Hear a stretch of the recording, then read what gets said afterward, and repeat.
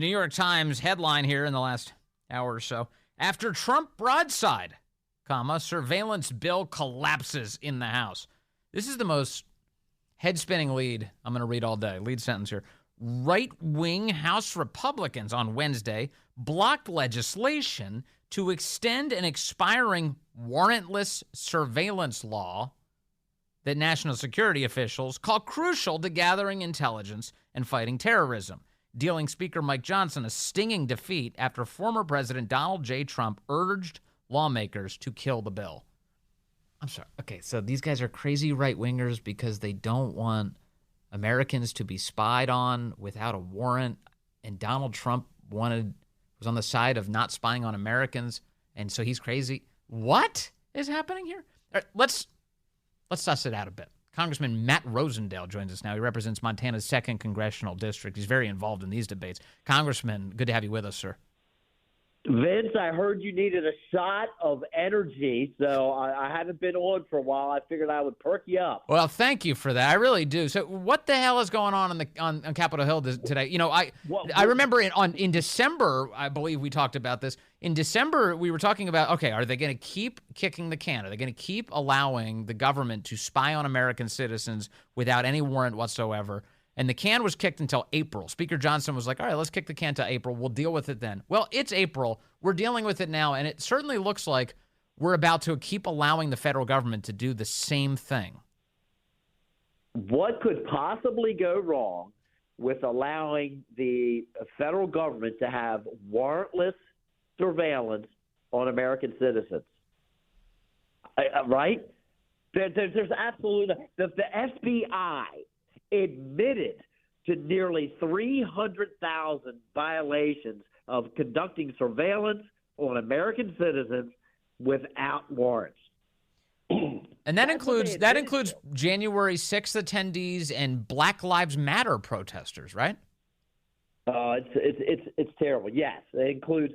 We don't know who all it includes. This is the problem, and so there's a group of us that believe in the Fourth Amendment, that believe that the federal government shouldn't be conducting these surveillance tactics on you without a warrant, as per the Constitution, and we're trying to make sure that if they're going to reauthorize FISA, which, by the way, that stands for Foreign Intelligence Surveillance Act, that it does not throw a wide enough net to include American citizens as well. If you're going to conduct surveillance on foreigners or foreign organizations, that you should not be able to just scoop up American citizens in this dragnet. And the federal government has been abusing this law. They've been violating this law for far too long. And so we're standing up and saying this is enough. Okay. The bill that they tried to push through today, this was just the rule. It actually wasn't the bill itself. So there's a little bit of a difference. It wasn't the bill. It was just trying to bring that bill forward on the floor. But it expanded the ability for the federal government to conduct even more surveillance, because what it did, Vince, was included additional businesses and industries that they were allowed to probe and extract that information from without having a warrant. Wait a second. So, but the way that the Intel Committee and the way that Speaker Johnson sold this is that the bill was actually a way to improve FISA to protect Americans. This is what they're saying. They said there were 56 reforms built into this bill today. They call the bill RISA, R-I-S-A-A. It's backed by Ohio Representative Mike Turner in the Intelligence Committee. And this is the one that speaks. The same Mike Turner that drummed up this false red flag scenario a couple of weeks ago, saying that the Russians were, staging nuclear weapons in outer space just so he could forestall this whole process from moving forward until he could whip enough support to make sure that they had the Intel version move forward instead of the Judiciary Committee version move forward that included warrants and required warrants when you were conducting surveillance on American citizens, and also prohibited, the federal government from purchasing data from Amazon or any other company, thereby going around the surveillance laws. Yes. So you're telling me that this bill, if it had been allowed to go forward today, would have actually expanded the government's spying powers? That's exactly right. It would have expanded the government's spying powers. This is infuriating, honestly. So why is it that you vote against it? You're daggone right. I voted. You voted against it. You are one of 19 Republicans today to vote against it. And the reason it collapsed was because all of the Democrats voted against it as well. But I think the reason the Democrats voted against it, I think because the bill also condemned Biden's border policies, right? Yeah.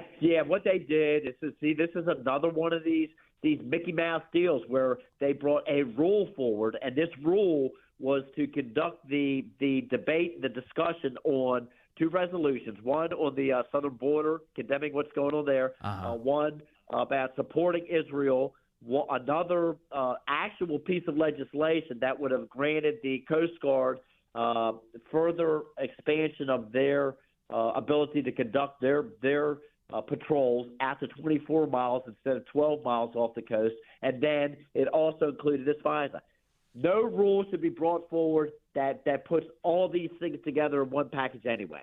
So the Democrats voted it down because they didn't want to condemn Biden's border policies, right? Correct. Okay. All right. So there's and whose decision was it to bundle all of those things together? Was that Speaker Johnson? At the end of the day, that's Speaker Johnson's call. So Speaker Johnson, it sounds like he kind of wanted this bill to die anyway. He knew Democrats weren't going to vote for it. Well, he probably knew that the Democrats were not going to vote for that. I have to agree with you there. Huh. And now comes the discussion about what will be brought forward. Are they going to conduct affairs properly, the way that we're supposed to have legislation brought forward, and that is to debate and discuss and amend the judiciary version of the FISA reauthorization out in public view, so that we can actually protect American citizens from being surveilled and protect American citizens from being attacked. Well, that's what we're entitled to. The purpose of that bill. That's what we expect. That's what Americans expect, and of course, that's not what Congress is doing. Let me quote from Speaker Johnson today. I have a quote for you on where we go next. He said, quote, "I want to be clear about what happens if we fail this week. The Senate is prepared to move a clean extension of FISA, and if the House does not pass our bill, we will be forced to accept it next week because we cannot allow this vital national security tool to go dark." So what Speaker Johnson is announcing is that apparently based on the failure today of this bill to pass, that now we, the American people, and the United States House of Representatives just needs to accept the Senate bill next week, which just gives a clean extension to FISA, which is routinely used to abuse the rights of American citizens. Do I understand that correctly? So here's 2 points that I will make. Number one, that when all of these minibuses were just granted, FISA was automatically extended through the end of this year. So it does not expire on April 19th. It is extended through the end of this year. Point number one. Point number two, if they actually did reauthorize it as it stands now, it would still be better than what they were proposing, which, again, expanded the federal government's authority to gather information from several other businesses and industries that they currently cannot. The New York Times cited this. So I just want to quote Donald Trump directly today. He wrote on Truth Social, "Kill FISA. It was illegally used against me and many others. They spied on my campaign." He's correct about that. They did spy on his campaign. He's correct about that. Yep. What do we do about this, Congressman Rosendale? I know that Marjorie Taylor Greene has presented this motion to vacate that she has sort of hanging over Speaker Johnson. Something of note, she met, I believe, for about 90 minutes today with Speaker Johnson. He was quite obviously looking to suck up to her. He said he wanted her to join his, quote, kitchen cabinet so that she could be some sort of advisor to him. Additionally, we see reports now that Mike Johnson is set to do a joint press conference of some kind with Donald Trump on Friday where they're going to talk about election integrity. He very clearly is at this moment trying to maneuver to keep the base, basically to have the base keep him in their good graces. What do we do about all of this, Congressman? Again, to me, I always say that we should be taking this legislation. It should go back to the committee. The committee should be able to bring forward what they had already recommended, what they had already passed at like 35-2. That's about as bipartisan as you can get, and bring that piece of legislation out of judiciary and bring it to the floor. And then if people want to try and strip out provisions, if they want to strip out a provision that says that you have to have a warrant before you can conduct surveillance on an American citizen, propose that on the floor. Let's see how many votes that you can get for that. If they want to propose an amendment to strip out the provision that says that you cannot, the federal government cannot go to, our intel community cannot go to Amazon or Facebook or whoever and buy lists and information and thereby getting around the warrantless search requirements, let them try and bring those provisions and amendments forward on the floor. Let's discuss them. Let's debate them in the light of day. You know, that is the best disinfectant, the light of day. And see if those amendments can be stripped out to weaken the FISA legislation so that it allows the federal government to conduct additional surveillance on American citizens. I don't think the American people are going to support that. And I don't think that it would pass on the floor in the light of day. So, again, Congressman Rosendale, there was a better bill, right? There's a Judiciary Committee bill that was designed to protect American citizens, right? And that, I believe that was led by Jim Jordan, correct? It was led by Jim Jordan and Andy Biggs. Andy Biggs has been working on this for years, and it would have protected the American citizens from illegal surveillance by the federal government, and it would have protected the American citizens from attacks from terrorists. It would have accomplished both things. I know you can't speak for any other congressman's particular vote, but why wasn't Congressman Jim Jordan among you today? There were 19 Republicans who voted against this scam today. Why wasn't Jordan among them? There is a reluctance amongst the Republican conference to vote against a rule. Sometimes they'll vote against a bill. They'll vote against legislation, but they won't vote against the rule that actually conducts the control or the presentation of that bill as it comes out to the floor. And I don't understand why. 19 Republicans, and my guest, Congressman Matt Rosendale, among them.